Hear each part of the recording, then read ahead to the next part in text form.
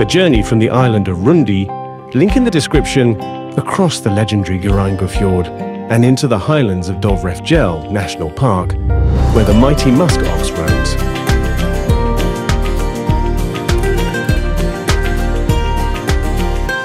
And onward into Rondane, where we climbed one of Norway's mighty 2,000-meter peaks. A journey also with the birds of the Fjell. And of course, water everywhere, flowing, rushing, and resting in all its forms. Our journey to Norway's two great inland national parks begins in the west, where the mountains rise, and the road leads us toward the heart of the country. In Hellesylt, at the end of the Sunnelsfjord, the Delalva River thunders into the fjord as a waterfall. From here, we take the ferry to Geiranger, through the legendary fjord I once paddled, back in my student days, all the way to Ålesund.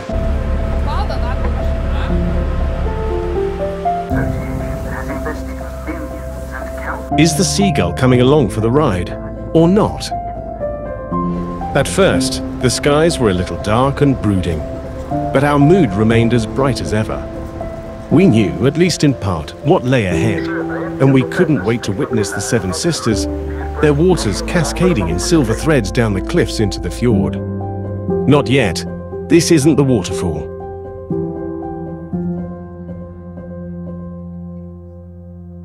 Back then, we camped at the Orevika farm, a truly unique spot on the fjord. Overhead, the seagulls glide with us, escorting our passage through the fjord.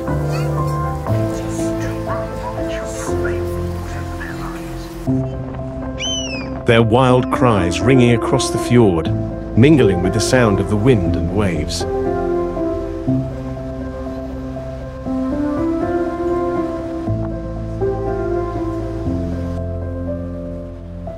And then, as we round the bend, they appear, the Seven Sisters, cascading from the heights.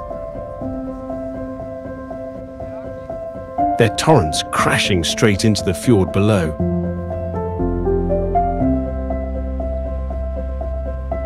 Like a shimmering curtain of countless water drops.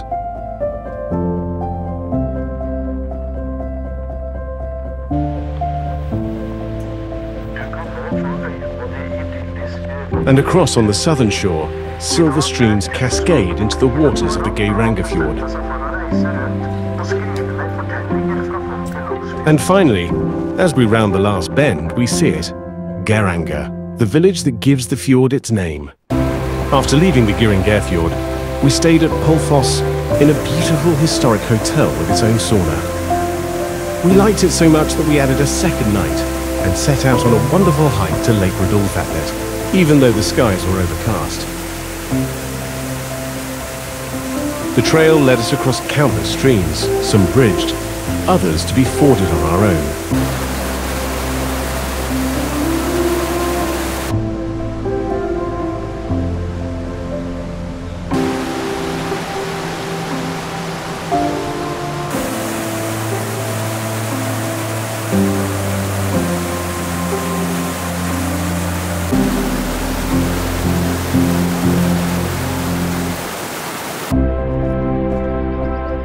Almost to the top of the ridge, we could see the beautiful wild river valley stretching out in the background. And soon we descended to the lake itself, its surface shimmering with the cold waters of the glacier. On the way back, we passed the cows that roam freely here in summer, and a little further along, we came across a frog.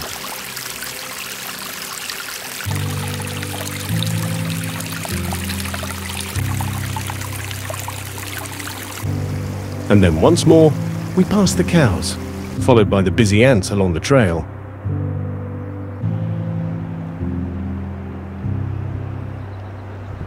The following day, we passed Fossbogum, where a mighty river thundered through the gorge, its rapids churning with untamed force. Our journey led us past Lake Vergoverton and through Dombos, until by midday we arrived at Dovrefjell National Park. There, the wild river Svön rushed through the valley.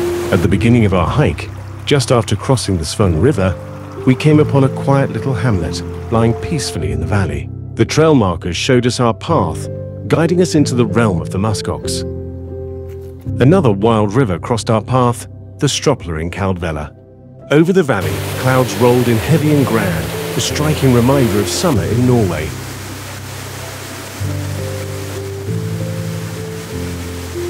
And then the moment arrived, our first muskox, wallowing in the grass and heather. High above, at more than 1,000 meters, and in the chill of just 7 degrees, the musk ox's breath drifts like mist into the cold mountain air. In summer, the males tend to roam alone, while the females keep together in small herds.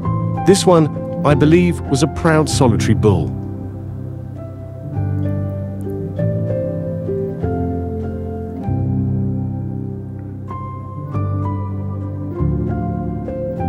And then he had had enough. Slowly, he trotted away, leaving us with only the view of his broad back disappearing into the landscape. The river, untamed as ever, spreads wide and shallow across the land. Its wildness softened, but never subdued. With our tent pitched high in a side valley at 1,200 meters, we ventured out again in search of musk oxen. Freed from the heavy load, we carried only what mattered most, the 600mm f/4 and the camera, ready to capture the wild. And we were in luck. Behind the river, we encountered another muskox. The next morning at the tent, the wind wasn't a problem, but the sun was shining. What a beautiful sight. Day 2 in Dovrefjell brought a new challenge, a climb into the high mountains, to Storkin, rising 1,845 meters above the wild. Even in the valley, the trail was quite challenging, with no real hiking path to follow.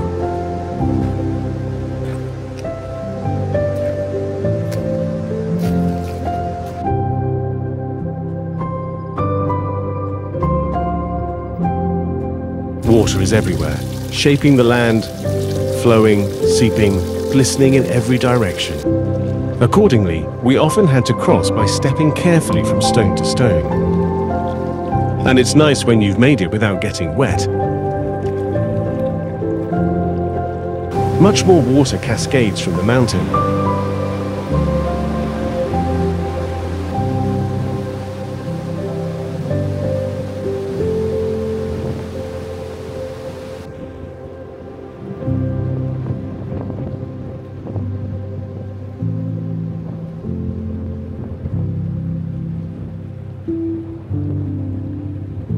High in the Alpine Valley, too, the water wove its way. Streams to ford, crossings at every turn.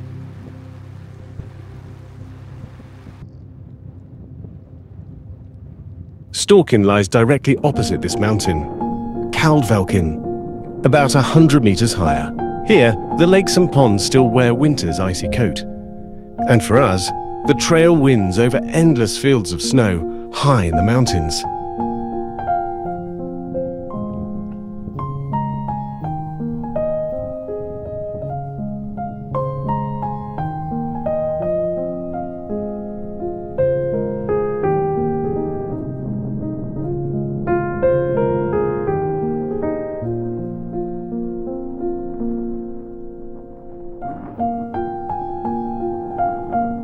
Once more we moved over root and stone, no trail, only the raw wilderness guiding our steps.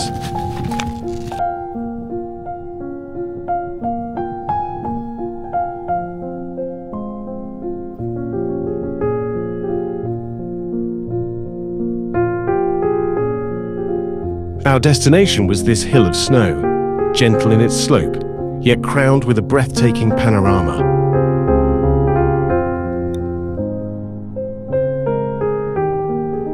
But the reward is pure grandeur, a sweeping view from Rondonay in the east to Briheimen in the southwest.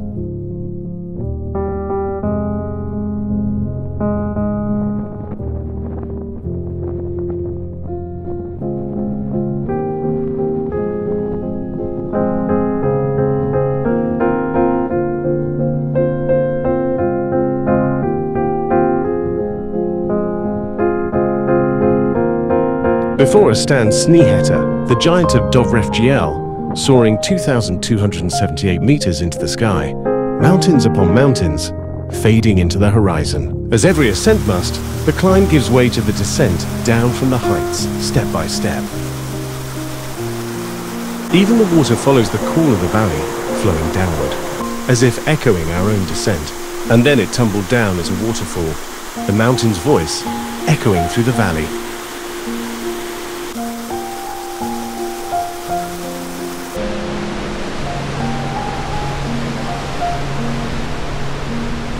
And once more, the river blocked our way, demanding a crossing before we could move on.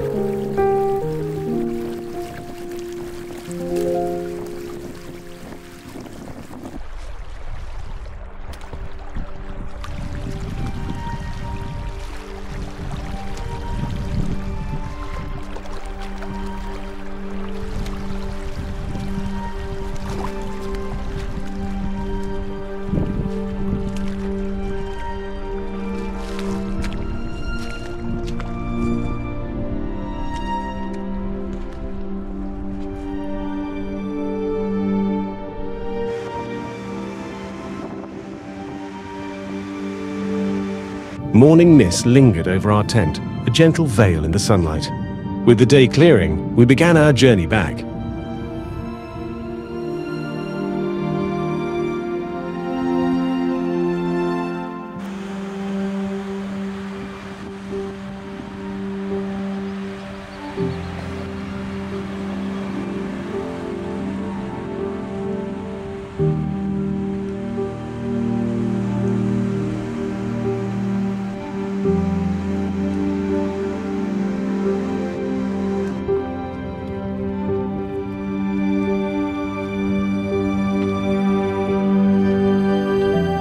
As we walked toward the Stroplar, the Queen of Dovrefjell returned to view majestic Snøhetta rising above the land.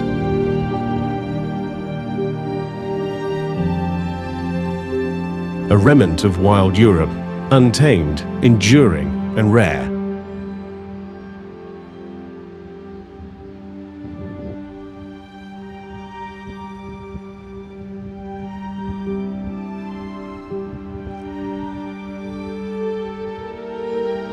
And then, on the snow, they appear once more, the musk oxen.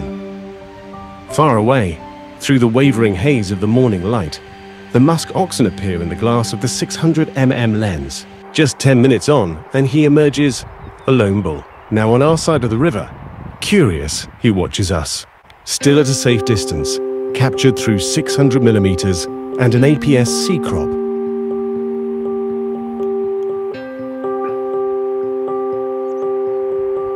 Far on the horizon, the peaks of Rondane rise, calling us toward our next adventure.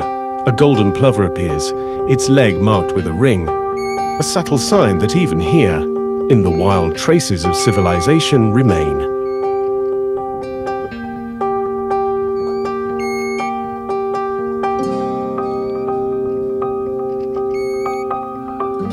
Once more, a musk ox upon the snow, seeking relief from the summer heat. For us, the air felt mild, yet for him, it was warmth too heavy to bear.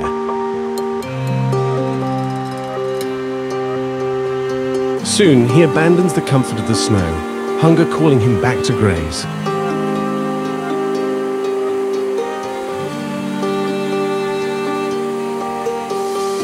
Our journey carried us onward, leaving the musk ox behind, in search of the next adventure.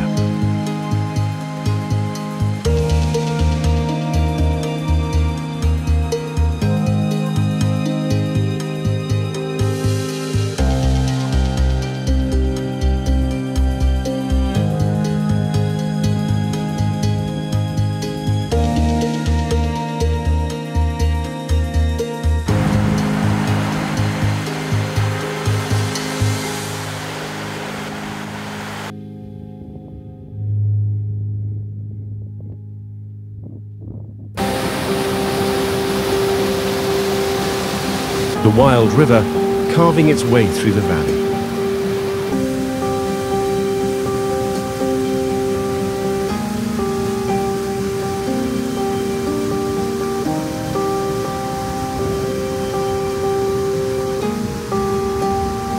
across the bridge, and then civilization back on the road.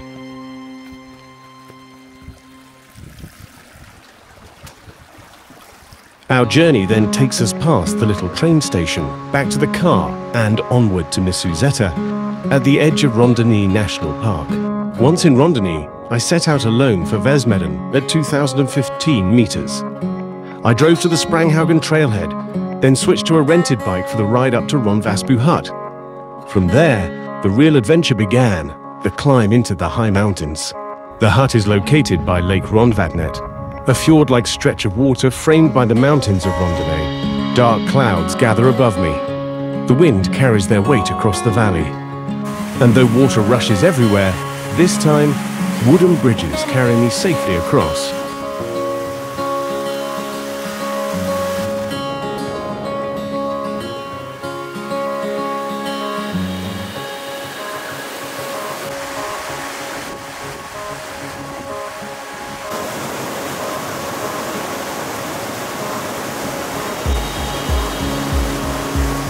From higher up, the lake stretches out below me, long and narrow, like a fjord carved deep into the mountains.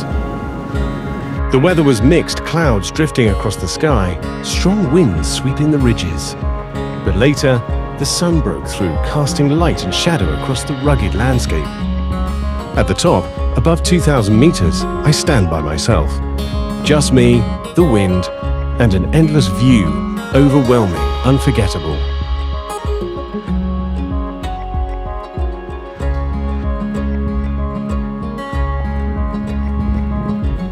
The way down was no smooth path, but a field of stumbling stones, loose scree that shifted beneath every step.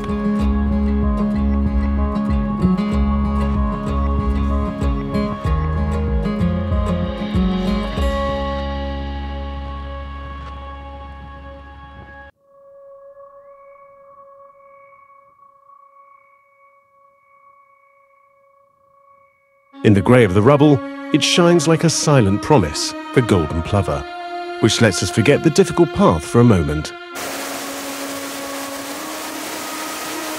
And because it was so beautiful, below, the small canyon, the torrent, and the hut.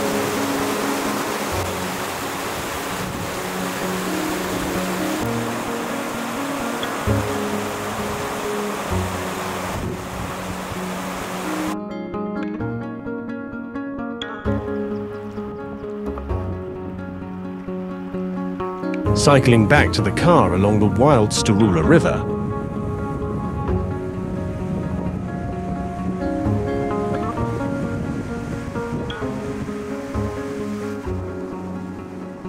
a short walk from the parking lot led me to the Storula, its rapids dancing wildly through the landscape.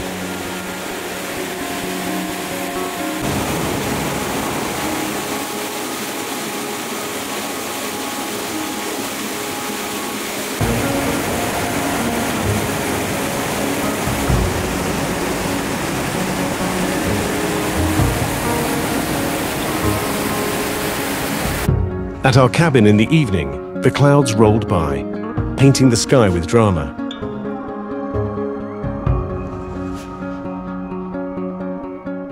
On the following day, our hike was greeted by rain and a sky thick with clouds. Still, we were treated to a stunning view of the majestic Veslfossen. The Storula tumbles in cascading flows down the mountainside. That evening, as a final farewell, clouds raced in a time-lapse over the mountains of Rondoni.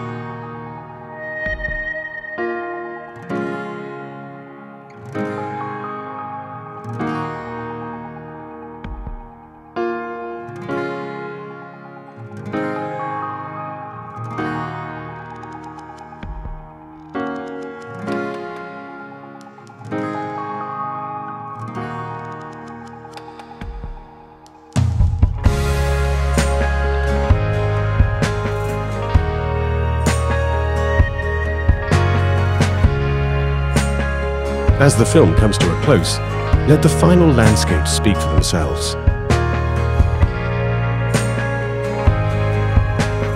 I hope you've enjoyed this journey with me.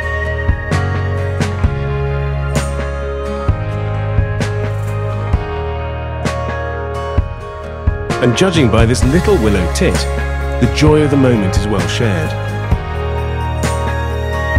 If you enjoyed the journey, a thumbs up would be wonderful. And a subscription would be awesome. A film by Udo Kellner, UK Global Expeditions,